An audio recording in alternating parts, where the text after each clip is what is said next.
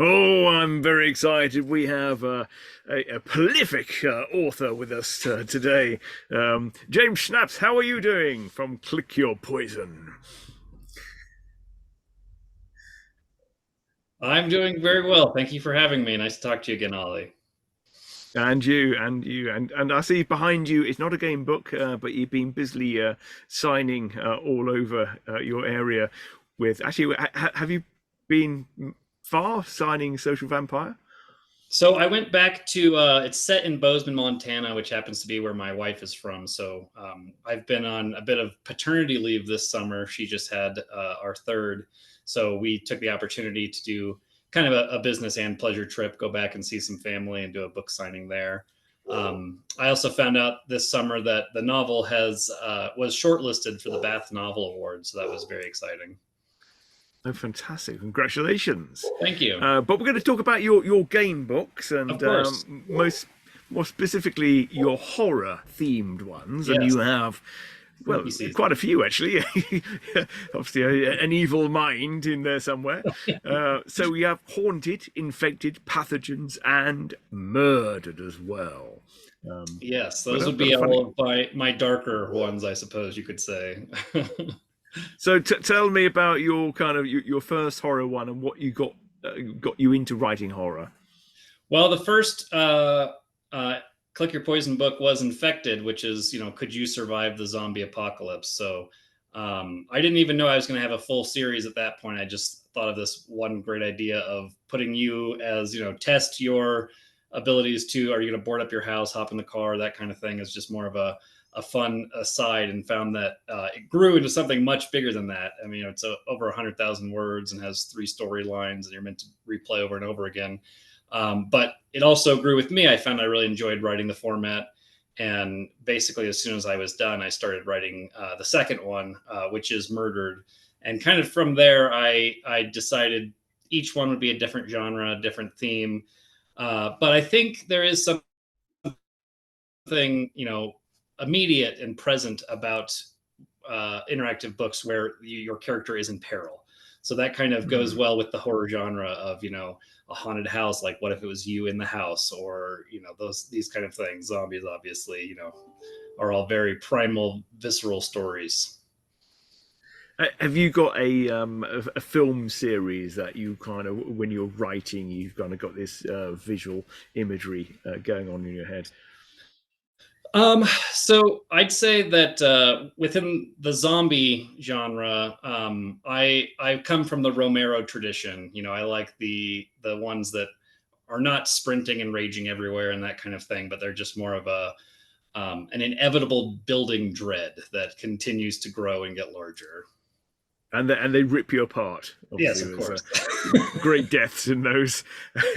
What about your haunted So book? I did really enjoy uh, Shirley Jackson's book, but as far as there was a kind of a film adaptation loosely on Netflix, The Haunting of Hill House, that I thought was Mm. very good, and that one is also a bit of an experimental piece for me because not all the choices are, here's the pages you could turn to. Some of them are go find a clue, and then once you've found that, you will know where to turn, and if you haven't found it, you won't know how to get there.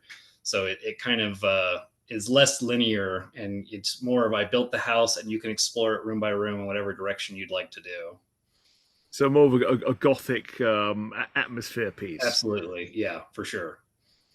So I was going to say Scooby Doo, but I think I'm thinking more no Edgar Allan Poe, the Yes, yeah. I mean, classic nothing Vincent nothing against Price. Scooby Doo. Yeah. Yeah, exactly. Yeah, it's supposed to be where, really the largest, in, both the literal and metaphorical sense, character is the house. It is Yeah. a presence in and of itself, and that's what you kind of get to learn the most about. And do you have a readership in mind when you're writing?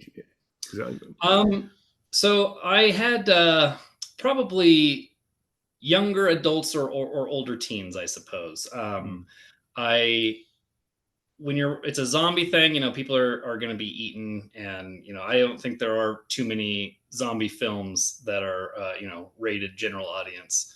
So I think it tends to depend on the material. Some of the, like, my pirate swashbuckling one might be a little more accessible for younger readers, but the horror ones tend to be rated R, I'll say. Fantastic. And what about Murdered? Tell us about, and that you're coming up to the 10th anniversary of Yes. Murdered, aren't you? Yeah, so I'm coming up on the 10th anniversary of that. I'd like to, I'm revisiting it now to make a kind of special deluxe edition, adding in some illustrations for a hardback edition. And that one is set in Brazil. You play a tourist, and it's kind of a neo crime noir. So it takes place in present day, but everything is very, dark and gritty in the slums there, the favelas.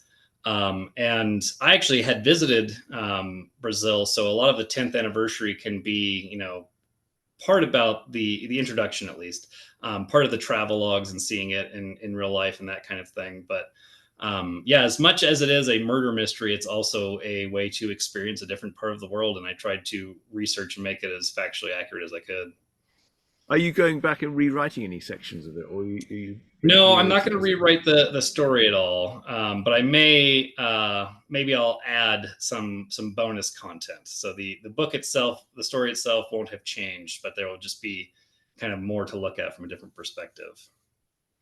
Are you ever tempted to go back into other books and kind of, yeah, after so many years, and kind of go, maybe just to revisit it and So I don't actually do that unless it's like something very glaring, like if someone tells me, I don't know, I messed up a link in the ebook edition because they're all hyperlink choices, something like that, I will definitely change. But as far as like content, no, because I feel like someone should, it's coming up on 10 years. I feel like if someone read it 10 years ago and someone reads it today, they should be able to have a very interesting discussion about the same material. and are there any books you think actually I quite like do a sequel, or you enjoyed that world so much and you thought, oh, actually, maybe I can do Sure. So the one where I kind of did that the most would be Pathogens, which is a spinoff of Infected. It's also set in that same zombie world, but they're not sequel or prequel. I say they're equal. They happen concurrently. So yeah. in Infected, you play as kind of a generic you and see what you would do. And in Pathogens, it's actually sort of six mini adventures where your first choice is to pick a character that appeared originally in Infected, and you survive the initial outbreak from their perspective. So it's kind of adding onto the world, building more, but not a direct sequel. Have you ever thought about making that a trilogy then? I think Well, yeah, I don't know. Maybe the aftermath. I'm not entirely sure. Yeah, where you'd go from there. I do know that because I have I've a got lot quite a of. few zombie movies that are trilogies. The That's Trilogy true. That's Romeo true. was for a while, and also I know Yeah. that 28 Days Later was supposed to be coming up to a trilogy as well. I obviously don't think that's going to Mhm. happen, but yeah, It's there an is interesting a certain thought, and cycle, I isn't won't there? say no, but I'm not currently working on that. But it is an interesting thought to revisit the characters down the line after I don't want to give any spoilers as to the events in Infected, but the world is changed by the end of it. So yeah. Hmm. Cool. So, what are you working at the moment? Are you working on any game books presently? So no, I'm largely in two things. I'm on paternity leave for one, but I've kind of been branching out, to use a interactive fiction pun for you, exploring other paths. So with a novel, I've also been writing a lot of short stories recently, which has been a lot of fun. But it's also something that I can do while I'm on paternity leave and doing all these sort of things. So Hmm. I'm excited to revisit Murdered in that way, and we'll see if that kind of sparks any ideas for another future game book Oh, your project. audio's gone. Oh, you come back now. Oh, So your audio disappeared for a second. oh, okay. Um, Well, I don't know if you caught that last bit, but I was saying maybe as I'm revisiting Murdered, we'll see if the spark of imagination for something interactive comes in or not. But at the moment, I'm kind of trying to be kind to myself and my schedule. I don't know how tired I look, but Yeah, I was going to say a thing. He's yeah, just come out of some kind of three young children is post-apocalyptic. a Yeah.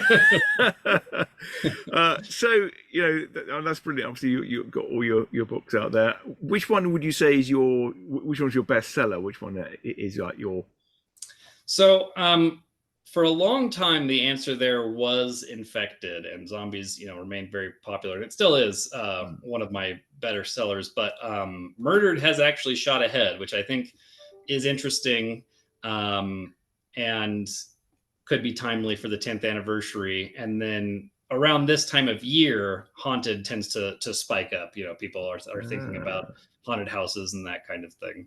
So probably the opposite would be the one that I feel like I wish had a little more traction would probably be Marooned, my pirate themed one set in the Age of Sail, which was one I actually wrote while I was living in England. And I really enjoyed visiting the Greenwich and all those museums there, and really immersing myself in the history and bringing that to page in my game book version. That So was yeah, going to be my that's next one I question, wish more actually. people would discover. Yeah, I think there's always one book you kind of go, I wish more people knew about it, and Right. obviously that's when you talk about it, your eyes twinkle. So I think there's something more about it that you enjoyed. I mean, would you ever turn Social Vampire into maybe something a bit more sort of gamey? Do you think that would work? I mean, I suppose there's always room for it, but it is funny when people ask about, oh, is this another interactive one, or is there a way to make it Mm. interactive? And I kind of joke that the only choice is just, are you going to read it or not? That's the only choice involved with that one. So it was kind of interesting because normally with my interactive series, I try and keep the main character blank. I'd like them, any reader, any gender, age, etc., Mm. to step into that world and experience it as if they themselves were going through the events as much as best I can. So this was obviously the complete opposite, where character development is part of the joys of reading a novel, and seeing the person change and grow and that sort of thing. So I think probably not, given that the character is like so well defined, that would be Mm. difficult for you to step in his shoes and make those choices for him. I'd say probably the thing that most is in both is, Infected is actually very comedic in spite of being horror. I think a lot of zombie stories tend to skew that way, but this Social Vampire is a comedic novel, so you should be enjoying it with a smile on your face, I'd say. Do you think having three kids has kind of changed your writing? Certainly my schedule. But yeah, no, I don't think that I'm going to suddenly become a children's book author. But it does give me more perspective, obviously, that there's certain events that you can read about or hear about from other people, but you experience it yourself, and that's a very different way of experiencing that. So I don't know, maybe I can write more authentically about fatherhood and those sort of moments. Yeah, you never know. Choose your own parenting. Yeah, I Uh, know, but yeah, it I could be mean, there interesting. probably is room for like a nonfiction parenting guide. Like, do which choice do you make? Like, no, you've made the baby terribly unhappy. I don't Yeah, know. well, maybe taking three children through a kind of zombie apocalypse could be a Yeah, challenge, and sure. it's, Yeah, I did really enjoy the Last of Us series that it's based on a video game, but recently had an adaptation on HBO, and that is kind of a surrogate father-daughter relationship that is yeah, very very powerful. So there's something there. yeah, yeah. And what about your illustrations? How are you sort of in your Click Your Poison ones? How are they illustrated? Sure. So primarily they're not. So on the scale of game book, mine is largely on book. Like Hmm. I have very long, vivid descriptions, and the idea is that the prose itself is the illustration for you. Yeah, And so I guess my way of meeting the reader halfway is I've done a few of the illustrated hardback special editions. So right now, Infected has its 10th anniversary, and then I kind of went the opposite way where I went to Haunted because that was my newest release, and it has an illustrated hardback as well. And so I'm kind of going back and revisiting and adding illustrations in for sort of a special edition for people who do like illustrations in their game books, which I know is a lot of the audience. But it also is nice, because if you have a large, actually, I think I have reach over here. When you have a larger format, there is more of that blank space that you want to make good use of. And so, even in something like, just like a faux page tear on this one, it just adds more atmosphere, I think, to the story, for people who are visual readers, I suppose. And are these all available through your website? How do you prefer people to? Yeah, you can do my website. You can do really any book retailer if you like buying online. Most of your local brick and mortar stores can order them in. They won't have them waiting for you on the shelf, I doubt. But if you can spell my last name, it's not an easy one. So you'll find me. There's not too many of us out there, and there's really only one that's an author. So they can find it in their computer system and order it in. So I'm easy. Wherever you like getting books, I'm happy to have you do so and support those stores and those, find the best deal you can for yourself, etc. Fantastic. And obviously Amazon, I believe you can get them on there as well. Yes, yeah. Amazon's definitely the easiest. It's available anywhere that you have a postal address. So if you shop on Amazon, they are there. And are they only available in English, or have you had them translated into any other languages? So right now, Infected has been translated into Greek. So there is a Greek version of Infected. I had some Italian editions that have kind of gone out of print, so I don't know if you can find those anymore. And then there was an app edition of Infected that has a Catalan version. So it's narrated, and it's actually a really fun way because it's a different interface with graphics, and you still like tap your choice, but it's fully narrated and is a kind of a fun different way to experience a game book. That's awesome. That's amazing. So what's the best way people can follow you, James? Have you got again, so Schannep, Schannep. If you put that into any social media or even search engine, my my website is the first hit. How useful. I will probably be asking people what they'd like to see in the 10th anniversary of Murdered. So if you want to find me on Facebook, I'm very active on my James Schannep Facebook author page. And I love hearing from readers. And so if you want to have some input on things you'd like to see in a 10th anniversary book, there's that. My blog and mailing list are also very good ways to make sure you don't miss out on new releases. Fantastic. Well, James, thank you so much for joining us again. And we can't wait to see what happens for your next 10th anniversary and future projects. Thank you all. It's always a pleasure to speak with you. Thank you so much. Bye.